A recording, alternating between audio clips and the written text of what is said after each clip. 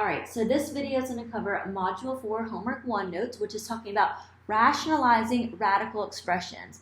Now, that word rationalize means we are going to get rid of the radical. Get rid of the radical. By rationalizing, we mean we're going to get rid of the radical.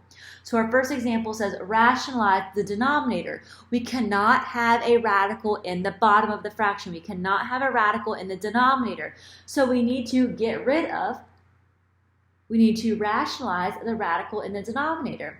So if I have the square root of 3 divided by the square root of 2, I need to get rid of the radical in the denominator.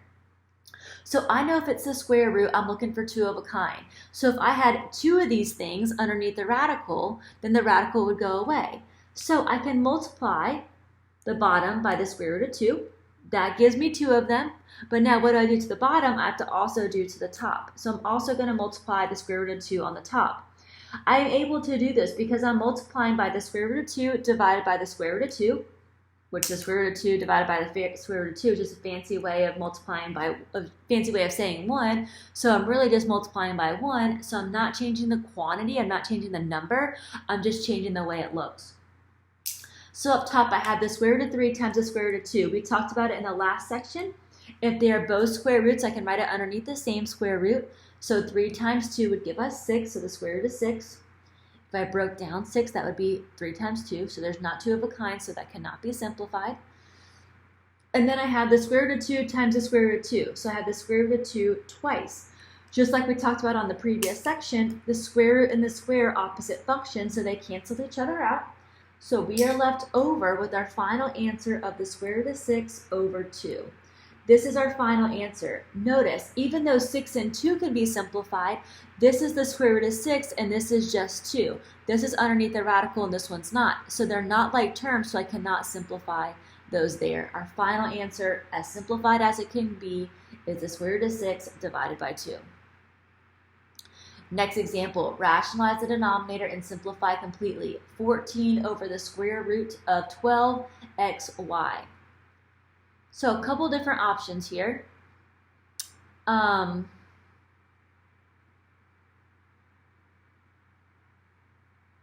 Let's go ahead and let's multiply the top and the bottom, just like we did in the previous example, by that bottom, by the square root of 12xy.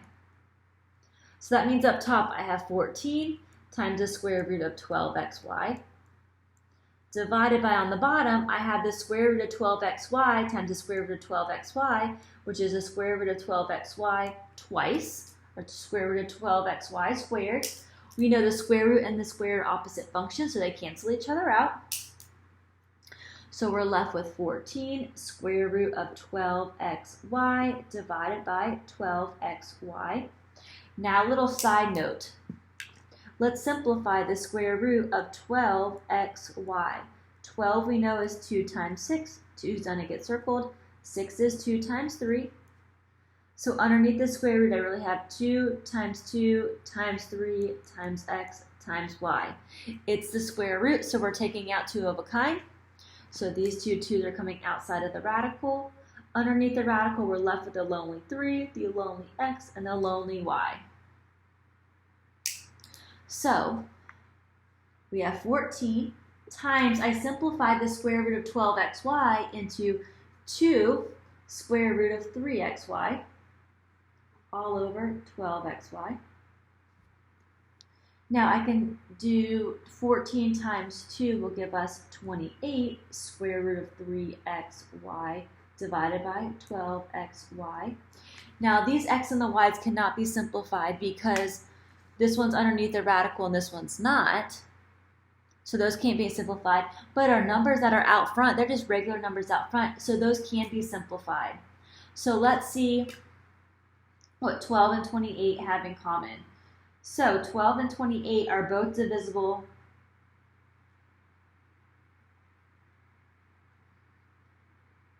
by 4. So that means I could factor or divide out a 4 from the top and the bottom.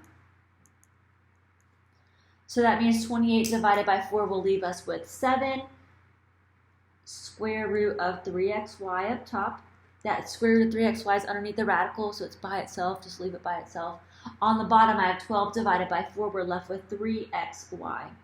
Now, just like we talked about, these 3xy's cannot be simplified because this one's underneath the square root, this one's not. They're not like terms. So boom, this is my final answer. 7 square root of 3xy over 3xy.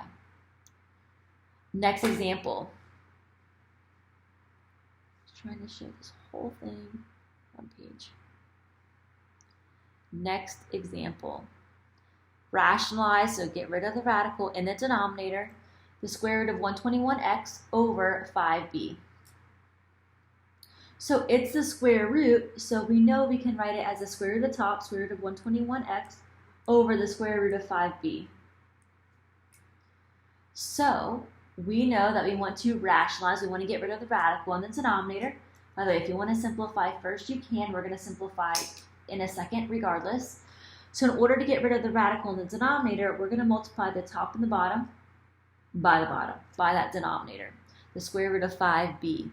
So that means up top, they're both square roots, so I can write it underneath the same square root of 121 times x times 5 times b, all over the square root of 5b times the square root of 5b, which is the square root of 5b twice. The square root and the square cancel each other out. That means on the bottom, we're just left with 5b. Now, on the top, I have the square root of 121, x times 5 times b. I know 121 is going to be 11 times 11, so that's a perfect square. So those are two of a kind that are coming outside of the radical. But that poor little lonely x, the poor little lonely 5, the poor little lonely b are left by themselves underneath the radical. So 5 times x times b. Now, here's my final answer. Because the 5 and the b are not like terms, this one's underneath the radical, this one's not. The 11 and 5 have nothing in common, so our final answer is 11 square root of 5xb all over 5b.